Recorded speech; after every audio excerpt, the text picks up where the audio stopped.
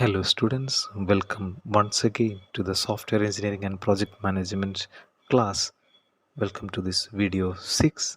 In this class we are going to discuss software process models of waterfall model, V model and incremental model. Waterfall model is also known as linear sequential model. The waterfall model suggests a systematic sequential approach to software development that begins with customer specification of requirements and progresses through planning, modeling, construction, and deployment, culminating in the ongoing support of completed software. Waterfall model, sometimes called the classic life cycle. The linear sequential model is the oldest and most widely used paradigm for software engineering. However, criticism of the paradigm has caused even active supporters to question its efficacy. The principal stages of waterfall model directly reflect the fundamental development activities, requirement analysis and definition, the system's services, constraints, and goals are established by consulting with system users. They are then defined in detail and serve as system specification. Then second activity include software and system design. System design process allocates the requirements to either hardware or software system by establishing an overall system architecture. Software design involves identifying and describing fundamental software system abstraction and their relationship. During the implementation and unit testing stage, the software design is realized as a set of programs or program units. Unit testing involves verifying that each unit meets its specification. Then, during the integration and system testing, program units are integrated and tested as a complete system to ensure that software requirements have been met.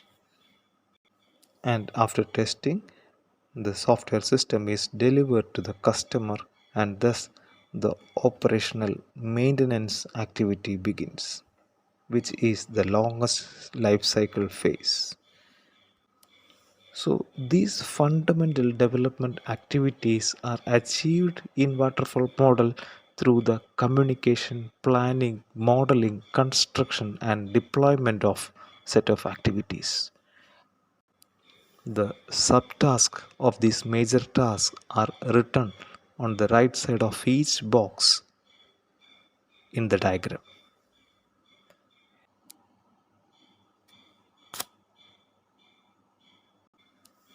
There are some limitations for the waterfall model.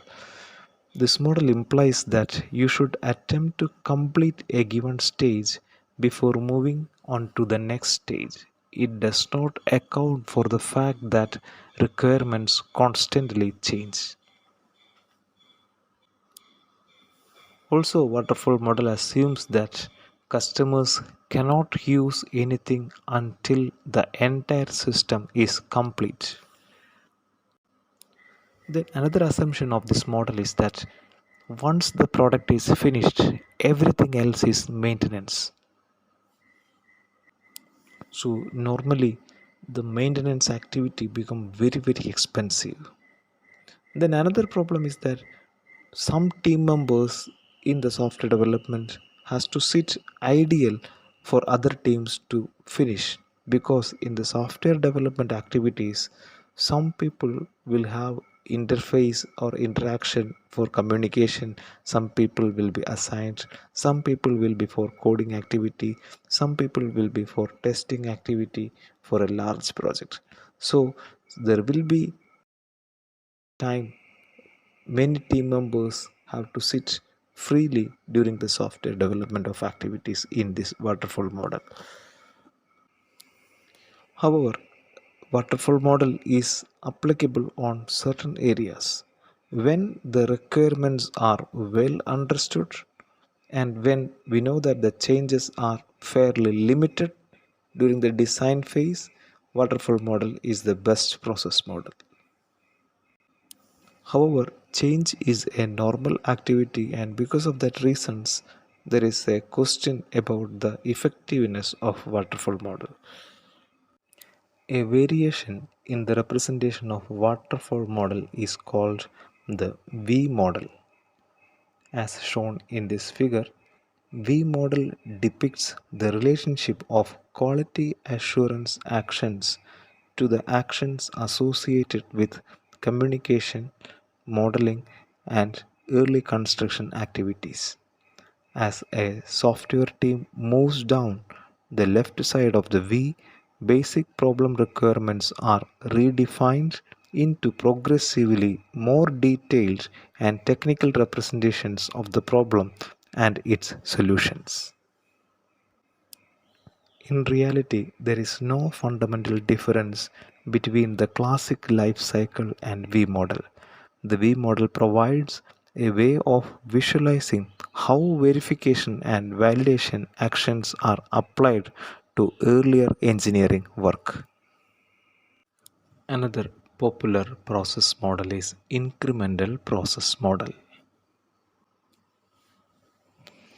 Incremental development is based on the idea of developing an initial implementation, exposing this to user comment, and evolving it through several versions until an adequate system has been developed.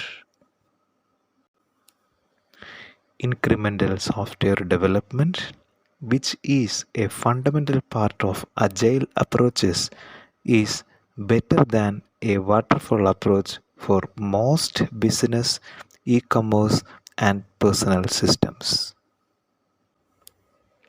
Incremental development reflects the way that we solve problems.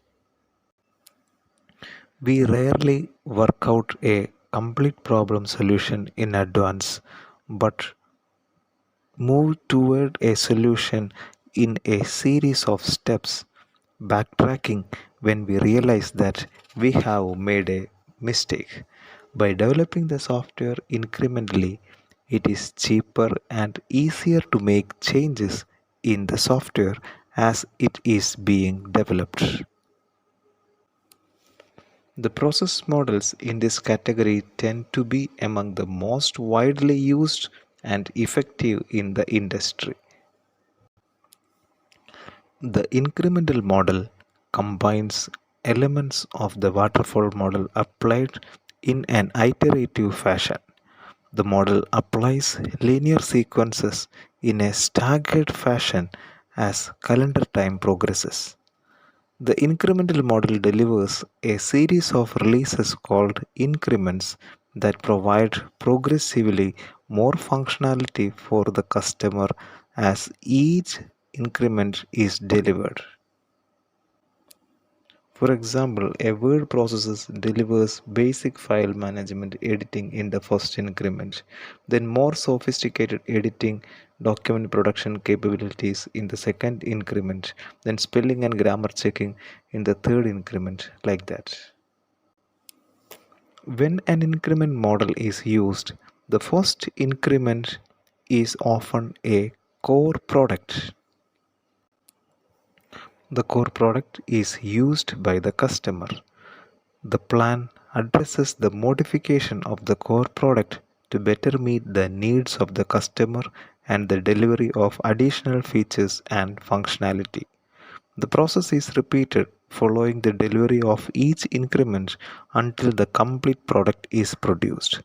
If the customer demands delivery by a date that is impossible to meet, suggest delivering one or more increments by that date and the rest of the software later.